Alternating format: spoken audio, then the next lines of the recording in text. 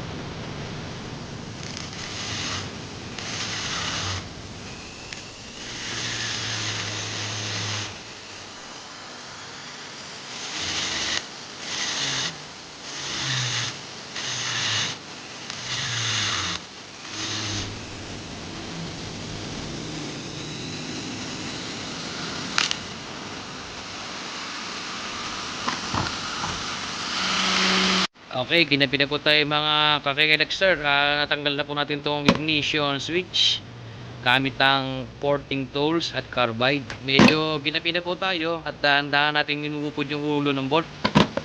Ngayon, nalis na po ito.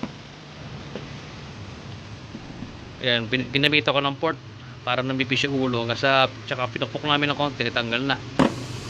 Inalis ko na po yung susian kasi ako na po yung KLX ko pure off-road.